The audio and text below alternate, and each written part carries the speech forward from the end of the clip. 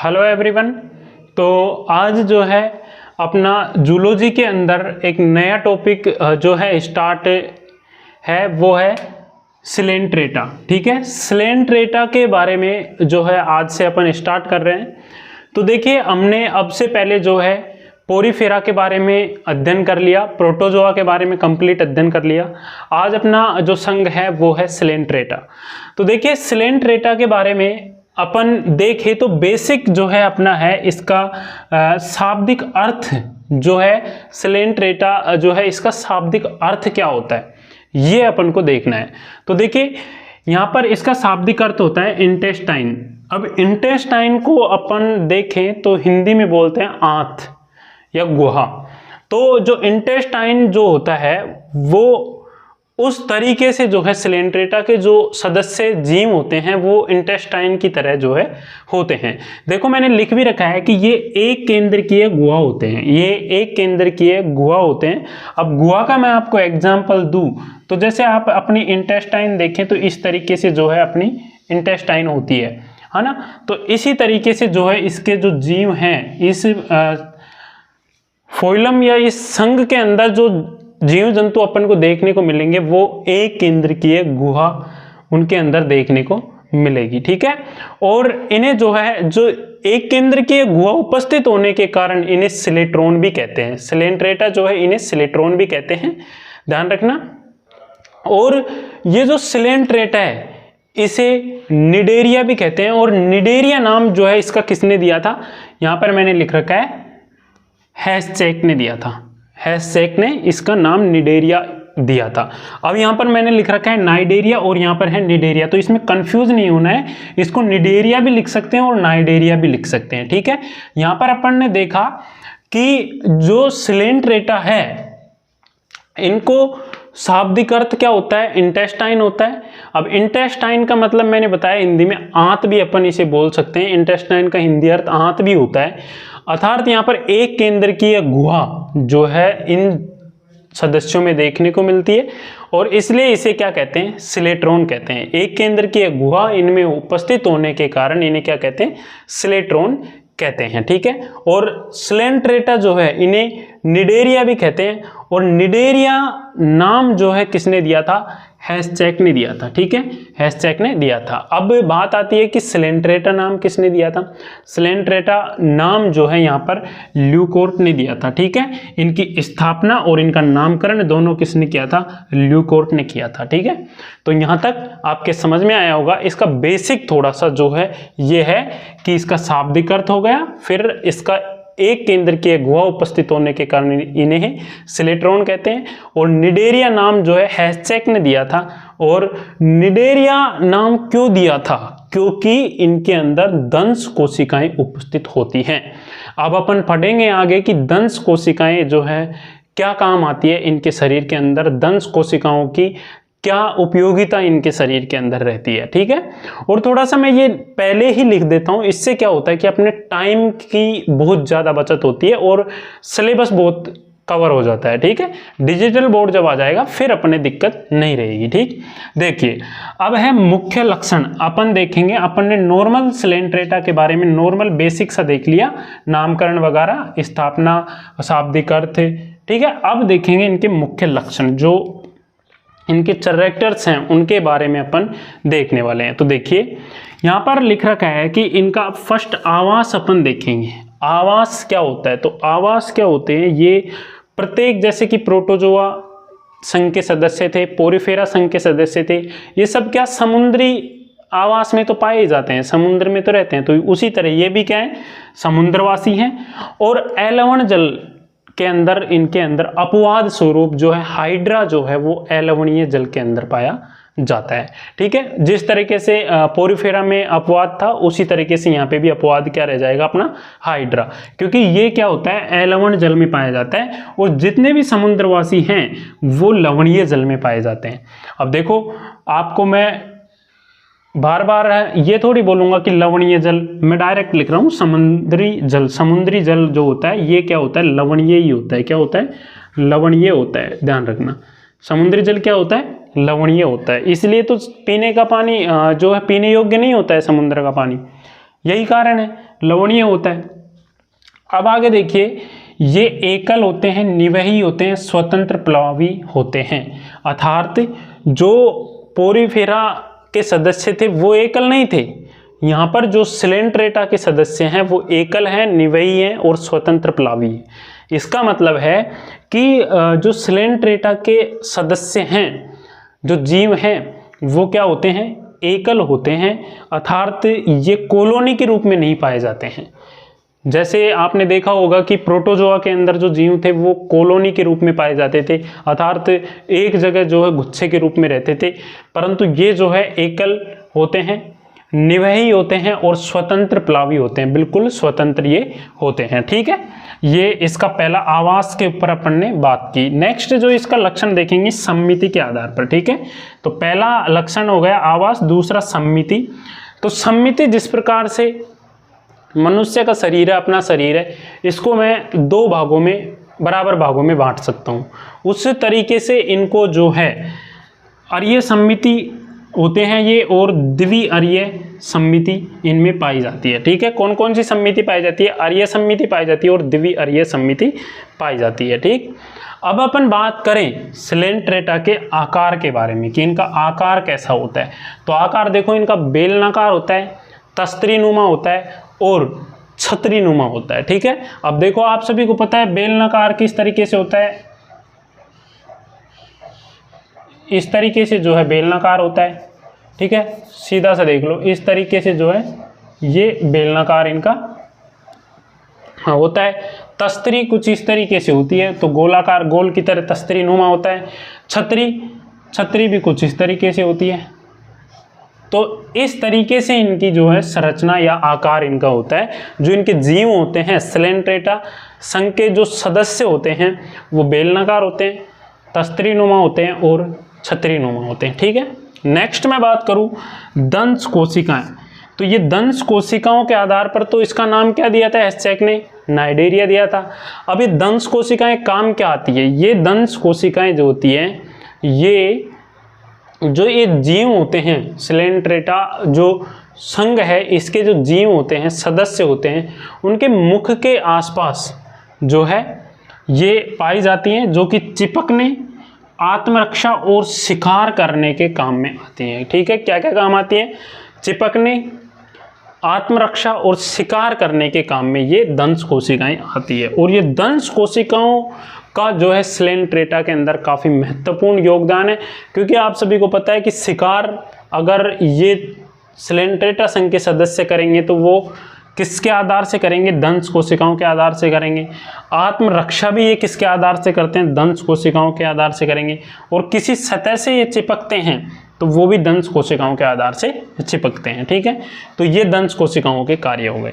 Next देखिए, शरीर के भीतर गुहा पाई जाती है। ये इनका जो है नॉर्मल कैरेक्टर, सामान्य लक्षण पाया बता रहा हूँ मैं कि शरीर के अंदर एक गुहा पाई जाती है जिसे स्लेट्रॉन या जठर वाहिनी कहते हैं।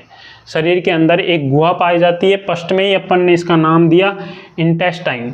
तो उसका मतलब ही ये होता है कि शरीर के भीतर क्या होती है, एक गुहा पाई जाती है जिसे स्लेट्रॉन या जठर वाहिनी कहते हैं। ठीक, नेक्स्ट बात करूँ मैं इसके बॉडी के बारे में कि इसकी जो शरीर है वो किस तरीके का होता है। तो इसका मुख, सबसे पहले बॉडी में अपन मुख के ऊपर बात करें तो मुख शीर्ष पर उपस्थित होता है। इसका जो मुख होता है, जैसे कि मान लो मैं एक डायग्राम बनाऊं आपके हाइड्रा, तो हाइड्रा का आपने देखा होगा कुछ इस तरीके से जो है होता है, और इस तरीके से ये साइड में भी लगे होते हैं। तो ये जो इसका सिर होता है ना, यहाँ पे इसका क्या होता है, मुख होता है। ठीक है, ध्यान रखना, इसका क्या होता है, मुख होता है। अर्थात यहाँ पर लिख रखा है मुख शीर्ष पर होता है और गुदा का अभाव होता है। इसके अंदर मतलब कि कुछ भोजन होता है, उसके निष्कासन के लिए गुदा स्पष्ट रूप से नहीं होती है, अभाव होता है। फिर आप कहोगे कि जो है ये गुदा का अभाव होता है, तो ये जो भोजन ग्रहण करता है उसका निष्कासन कहाँ से करता है, तो वो मुख के द्वारा ही करता है। ठीक है, ध्यान रखना, मुख के द्वारा ही करता है।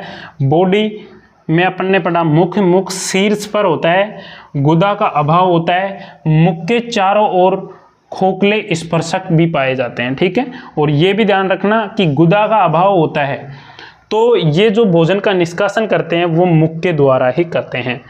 मुख के चारों ओर खोखले स्पर्शक, अब स्पर्शक क्या होते हैं, जैसे कि देखो मान लो ये मुख है इनका, तो यहाँ पर छोटे छोटे रोम के टाइप में होते हैं, ये स्पर्शक होते हैं जो कि क्या काम आते हैं, गमन के काम भी आते हैं, अंतर्ग्रहण के काम भी आते हैं। ठीक है, गमन के काम भी आते हैं और अंतर्ग्रहण के काम भी आते हैं।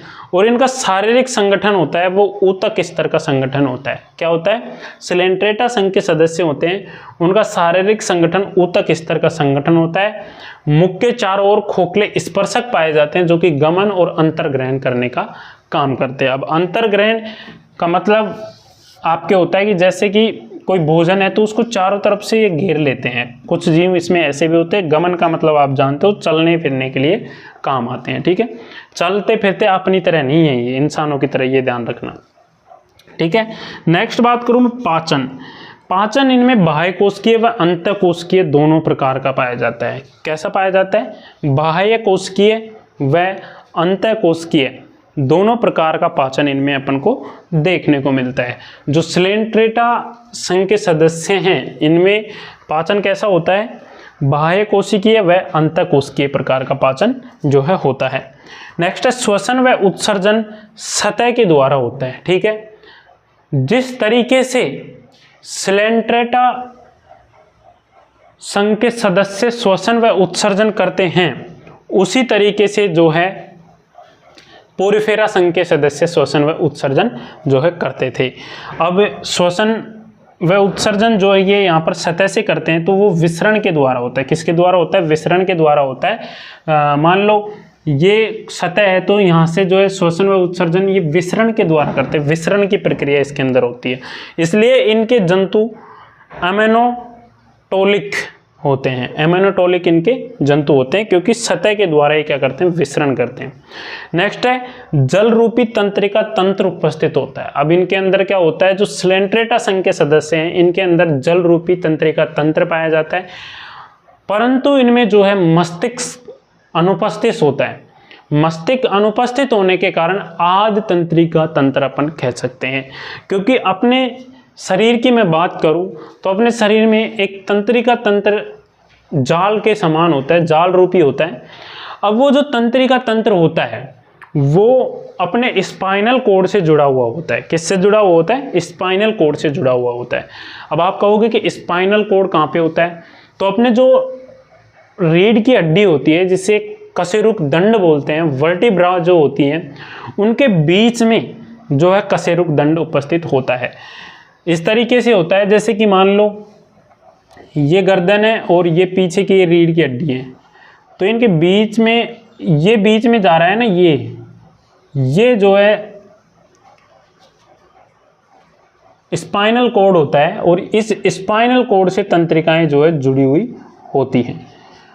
तो अब देखो सिलेंट्रेटा संघ के सदस्य हैं उनमें अगर ये मस्तिष्क नहीं है और ये नीचे का सिस्टम है तो ये जो तंत्रिका तंत्र है ये तंत्रिका तंत्र आद्य तंत्रिका तंत्र कहलाए, क्योंकि ये सूचनाओं को मस्तिष्क तक पहुंचाने का कार्य करती है तंत्रिका तंत्र, जो कि इनमें मस्तिष्क अनुपस्थित होता है। ठीक है, तो यहाँ पर मैं इसी वजह से बता रहा था कि जाल रूपी तंत्रिका तंत्र उपस्थित होता है जो कि आद्य प्रकार का होता है। ठीक है, नेक्स्ट इनके अंदर जनन जो है दो प्रकार का पाया जाता है, एक तो लैंगिक जनन बोल सकते हैं और एक अलैंगिक जनन बोल सकते हैं। लैंगिक जनन जो है वो युग्मक द्वारा होता है, ठीक है, और अलैंगिक जनन जो है वो कायिक जनन द्वारा होता है। अब यहाँ पर हाइड्रा का एक शानदार एग्जाम्पल मैं देके बताऊँ आपको अलैंगिक जनन का, तो मैं बताऊँ कि हाइड्रा जो होता है वो पुनरुद्भवन के कारण जो है पूर्ण विकसित पौधा बन जाता है। खुद जो मातृ पौधा होता है उससे अगर अलग हो जाता है, वो किसी वजह से कोई टहनी हट जाती है या कोई हिस्सा हट जाता है, तो इनमें पुनरुद्भवन की अपार क्षमता जो है सिलेंट्रेटा संघ के सदस्यों में पाई जाती है। तो इस वजह से वो पूर्ण विकसित जीव बन जाते हैं दोबारा से। तो ये है सिलेंट्रेटा जो है इनके सामान्य लक्षण। एक बार फिर से अपन देखेंगे, उससे पहले देखो इनमें जो लैंगिक जनन है ये युग्मक द्वारा होता है और अलैंगिक जनन विखंडन या मुकुलन द्वारा इनमें होता है, ठीक है। और जो सदस्य होते हैं वो एक लिंगी भी होते हैं और उभयलिंगी भी होते हैं। इनके जो सदस्य होते हैं सिलेंट्रेटा संघ के जितने भी सदस्य हैं वो एक लिंगी भी हो सकते हैं और उभयलिंगी भी हो सकते हैं, ठीक है। एक लिंगी का मतलब आप जानते हो कि अलग अलग जो है नर और मादा होते हैं, और उभयलिंगी का मतलब ये होता है कि दोनों एक में भी हो सकते हैं, ठीक है। नेक्स्ट है यहाँ पर देखो, सिलेंट्रेटा जो है इनके अंदर पुनरुद्भवन की अपार क्षमता पाई जाती है, ठीक। तो ये है सिलेंट्रेटा का बेसिक डिस्कस, और आगे इसके सामान्य लक्षण हैं जिनको अपन एक बार फिर से आज देख लेते हैं, फिर देखेंगे इसके जो है वर्गीकरण, जो कि इसका क्लासिफिकेशन। बाकी अब जो है छोटे छोटे संघ हैं उनको अपन एक एक क्लास के अंदर क्लियर कर लेंगे, ठीक। देखिए, शाब्दिक अर्थ इंटेस्टाइन होता है, एक केंद्र की ये गुहा इनके अंदर होती है, इस वजह से इन्हें स्लेट्रॉन कहा जाता है। और निडेरिया या फिर नाइडेरिया नाम इसका हैशटैग ने दिया था, क्यों दिया था? क्योंकि दंश कोशिकाएं उपस्थित होती है। नामकरण व स्थापना ल्यूकोट ने की थी। इनके मुख्य लक्षण जिनमें आवास सबसे पहले बात करूं तो समुद्रवासी होते हैं, अलवणीय जल में भी पाए जाते हैं, और वो कौन है? हाइड्रा जो होते हैं वो अलवणीय पाए जाते हैं, बाकी सब लवणीय जल में पाए जाते हैं। एकल होते हैं, निवेयी होते हैं, स्वतंत्र प्लावी होते हैं, ठीक है। नेक्स्ट मैंने बताया सम्मिति, इनमें अरीय सम्मिति होती है और द्विअरीय सम्मिति पाई जाती है। आकार बेलनाकार, तस्त्रीनुमा और छत्रीनुमा इनका होता है, और इनमें जनन लैंगिक व अलैंगिक जनन होता है। दंश कोशिकाओं का कार्य क्या होता है? इन दंश कोशिकाओं का चिपकने, आत्मरक्षा और शिकार के काम में आती है। शरीर के भीतर गुहा पाई जाती है जिसे सिलेट्रॉन या जठर वाहिनी कहते हैं। नेक्स्ट है बॉडी, जो कि शरीर जो होता है, इनके मुख की बात करें तो शीर्ष पर उपस्थित होता है और गुदा का अभाव होता है, इस वजह से जो ये मुख होता है यही गुदा का कार्य करता है। मुख के चारों ओर खोखले स्पर्शक पाए जाते हैं जो कि गमन और अंतर्ग्रहण का कार्य करते हैं, और इनका शारीरिक संगठन ऊतक स्तर का संगठन पाया जाता है। नेक्स्ट है पाचन, बाह्य कोशिकीय व अंतःकोशिकीय दोनों प्रकार का होता है। श्वसन व उत्सर्जन सतह द्वारा होता है, स्वतः द्वारा, विसरण क्रिया के द्वारा इसके अंदर श्वसन व उत्सर्जन होता है। नेक्स्ट है जंतु, एमेनोटोलिक प्रकार के इनके अंदर पाए जाते हैं, और जाल रूपी तंत्रिका तंत्र इनके अंदर उपस्थित होता है जो कि आदि तंत्रिका तंत्र अपन इसे बोल सकते हैं, ठीक है। आगे है सदस्य एक लिंगी या उभयलिंगी जो है होते हैं। अब अपन देखेंगे इसके क्लासिफिकेशन। इसका क्लासिफिकेशन अपन देखें सिलेंट्रेटा का, तो इस संघ को द्विरूपता के आधार पर 3 वर्गों में बांटा गया है, ठीक है। इसमें क्या होता है, द्विरूपता के आधार पर जो है क्लासिफिकेशन किया गया है, और प्रोटोजोआ में गमन अंगों के आधार पर क्लासिफिकेशन किया गया था, और पोरीफेरा के अंदर अभी जो है कल अपन ने देखा तो उसमें स्केलेटन सिस्टम और कैनाल सिस्टम के आधार पर वर्गीकरण किया गया था। अब इसके अंदर अपन इस संघ को द्विरूपता के आधार पर 3 वर्गों में जो है इसको विभाजित कर सकते हैं। क्लासिफिकेशन इसको 3 वर्गों में किया गया है। अब वो वर्ग कौन कौन से हैं? पहला वर्ग है हाइड्रोजोआ, ठीक है। पहला वर्ग है हाइड्रोजोआ।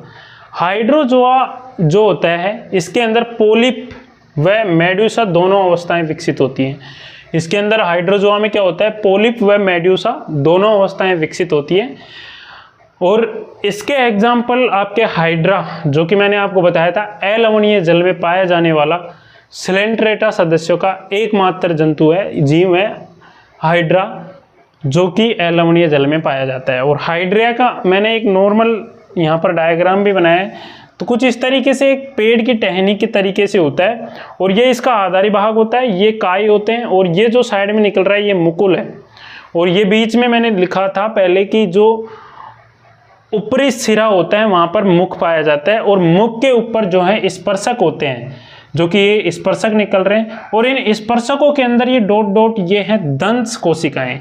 अब दंश कोशिकाओं का कार्य हमने अब थोड़ी देर पहले देखा कि शिकार को पकड़ने के काम में आती है, ठीक है। तो इनसे जो है ये शिकार को पकड़ लेते हैं, ठीक है। मुख यहाँ पर पाया जाता है। इस तरीके से जो है हाइड्रा का चित्र होता है। तो हाइड्रोजोआ नॉर्मल है, ज़्यादा नहीं है सिलेंट्रेटा के अंदर। हाइड्रोजोआ क्या होता है, पोलिप व मेडुसा दोनों अवस्थाएं इसके अंदर विकसित होती है। और एग्जाम्पल देख लो, हाइड्रा, ओबेलिया, सीफर और मिलीपोरा। ठीक है, नेक्स्ट वर्ग है आपके स्काइफोजोआ। स्काइफोजोआ में छत्राकार या घंटी के आकार का मेडुसा जो है विकसित होता है। इसमें क्या होता है, छत्राकार या घंटी के आकार का मेडुसा जो है विकसित होता है। किसमें, वर्ग सेकंड में, जिसका नाम है स्काइफोजोआ। एग्जाम्पल इसके ओरेलिया, जेलीफिश और राइजोस्टोमा है ये, ओरेलिया, जेलीफिश और राइजोस्टोमा। इस प्रकार से नेक्स्ट है वर्ग थर्ड जो है एंथोजोआ। ये पेंटुला नामक ये जो एंथोजोआ है, इसके कुछ सदस्य हैं, उनको अपन देखते हैं। पेंटुला जो है समुद्री पैन इसको बोल सकते हैं सामान्य नाम। गोर्गोनिया इसका सामान्य नाम है समुद्री पंखा। नेक्स्ट है मैंड्रीना, इसका सामान्य नाम हो जाएगा ब्रेन कोरल। नेक्स्ट है लाल मूंगा और नीला मूंगा, ये इसके सदस्य होते हैं जिनका वो सामान्य नाम है। नेक्स्ट एक कोरल रीफ है, ये क्या है ये भी अपन देखेंगे। ये इसके जो है द्विरूपता के आधार पर 3 वर्ग थे, पहला वर्ग, दूसरा वर्ग और तीसरा वर्ग। तीनों के तीनों वर्गों में नॉर्मल बेसिक सा अपन को जो है डिस्कस करना था, जो कि अपन ने कर लिया। जो कि इम्पोर्टेंट यही है, बाकी फालतू की रामायण है, इम्पोर्टेंट यही है कि पोलिप व मेडुसा दोनों अवस्थाएं विकसित होती है। किसमें, हाइड्रोजोआ के अंदर, और स्काइफोजोआ के अंदर छत्राकार या घंटी के आकार का मेडुसा जो है अवस्था विकसित होती है। नेक्स्ट है एंथोजोआ, इसके ये सदस्य हैं। ठीक है, अब देखो, अब अपन सिलेंट्रेटा के अपन ने क्लासिफिकेशन पढ़ लिया, वर्गीकरण पढ़ लिया, 3 वर्गों में विभाजित किया था। इसके जनरल कैरेक्टर, सामान्य लक्षण अपन ने पढ़ लिए, इसका सामान्य अध्ययन अपन ने पढ़ लिया। अब अपन पढ़ेंगे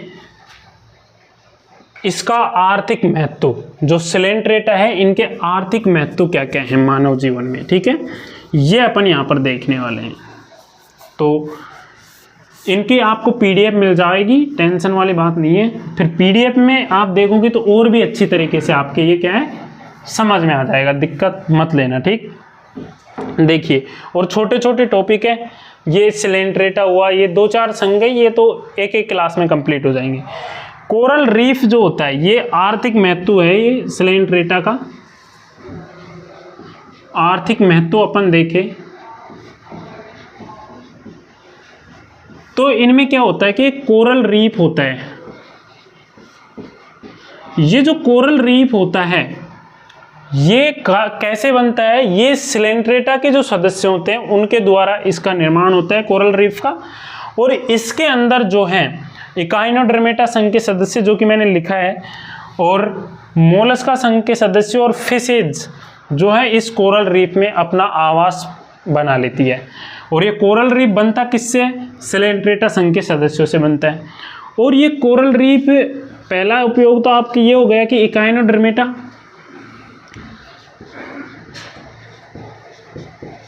इकाइनोडर्मेटा, मोलस्का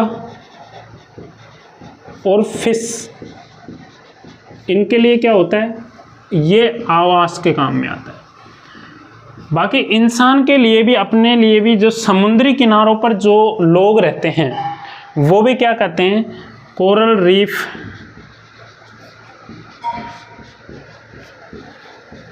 का यूज करते हैं। किसमें, भवन निर्माण में। किसमें करते हैं, भवन निर्माण में जो है ये काम में लेते हैं। तो कोरल रीफ जो है, ध्यान रखना, सिलेंट्रेटा से सिर्फ कोरल रीफ प्राप्त होता है इसके सदस्यों से, जिनमें इकाइनोडर्मेटा, मोलस्का और फिश, इनके सदस्य जो हैं क्या होते हैं, कोरल रीफ में अपना निवास बना लेते हैं, घर बना लेते हैं। और जो समुद्री किनारों पर जो लोग रहते हैं वो कोरल रीफ का यूज जो है भवन निर्माण में भी करते हैं। तो इस तरीके से जो है सिलेंट्रेटा का जो टॉपिक है वो एक क्लास के अंदर अपना समाप्त होता है।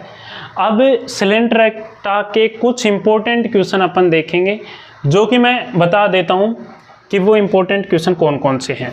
देखिए, एग्जाम में आया हुआ क्वेश्चन है जो कि मैंने आपको क्लास के अंदर ही करवा दिया। ये मान लो आज की क्लास आप अच्छे से लोगे तो ये क्वेश्चन भी आपके कंप्लीट हो जाएंगे। ठीक, देखो एक तो इसका क्वेश्चन है कि स्लेंट्रेटा का क्लासिफिकेशन एग्जाम्पल सही बताइए। नेक्स्ट इसके नॉर्मल कैरेक्टर्स मतलब सामान्य लक्षण इसके बताइए। इसके नामकरण किसने दिया था, इसका नाइडेरिया नाम किसने दिया था, ये सब कुछ इसके क्वेश्चन है जो कि बताने की ज़रूरत नहीं है, आप आराम से कर लोगे। ठीक है, फिर मिलते हैं नेक्स्ट क्लास में एक नए संघ या फिर नए टॉपिक के साथ में। तब तक के लिए जय हिंद, वंदे मातरम, धन्यवाद।